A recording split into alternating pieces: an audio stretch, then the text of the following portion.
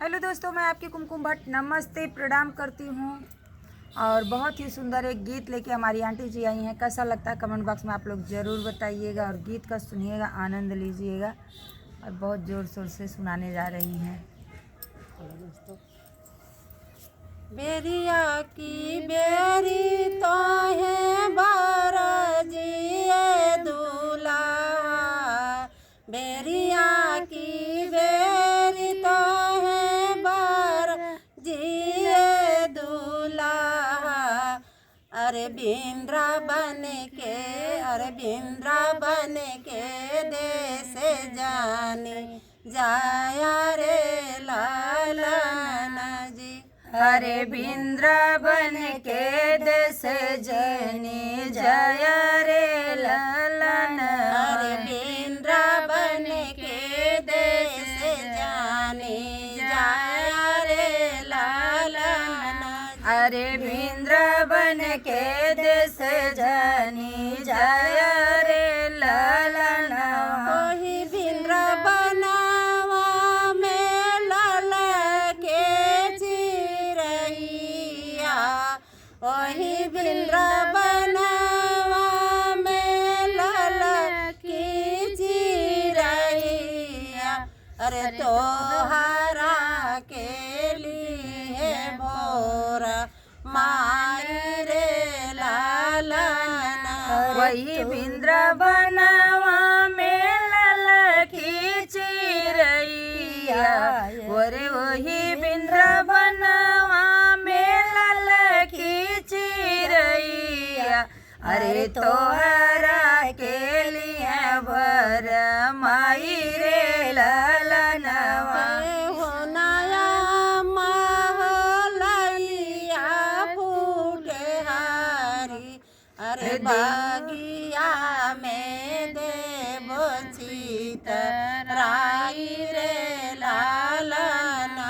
देहुन मोरिया मालैया फूटहरी, अरे बगिया में देव चितराई रे ललनवा। बिनी बिनी चिराई हो लैया जे खाई, अरे दूल्हे ने ले बोबाई ठाई रे लालनवा। बिनी बिनी चिरई ओलैया जे खाई है, अरे दुलही नाले बबई ठाई रे ललनवा। हरिया की बेरी तो है बरमिए दूल्हा, अरे गोविंद्रा बन के देश जानी जाया रे लालना। अरे वृंदावन के देश जानी जया रे ललनवा। वही वृंदावनवा में साली सारा जिया, अरे तोहरा के लिए भोरा माई रे लालनवा। वही वृंदावनवा में साली सरहजिया, अरे तोहरा के लिए भोर माई रे ललनवा। हो नया माहो जोड़ा बीड़ा हुआ, अरे साली सारा हजिया देवो था माई रे लालना।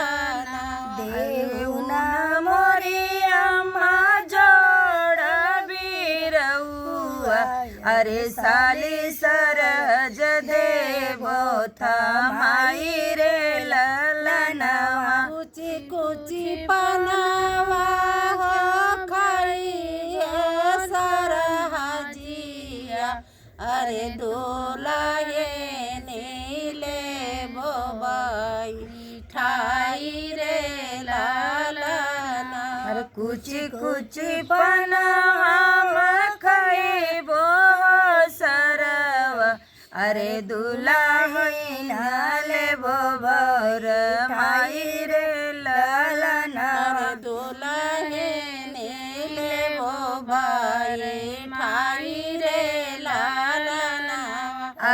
दुलाही नाले बभई ठाई रे लालनवा अरे दुलाही नेले बोबाई ठाई रे लालना अरे दुलाही नाले बभई ठाई रे लालनवा। तो यह गीत कैसा लगा कमेंट बॉक्स में आप लोग जरूर बताइएगा। फिर मिलती हूँ नेक्स्ट वीडियो में, तब तक के लिए राधे राधे।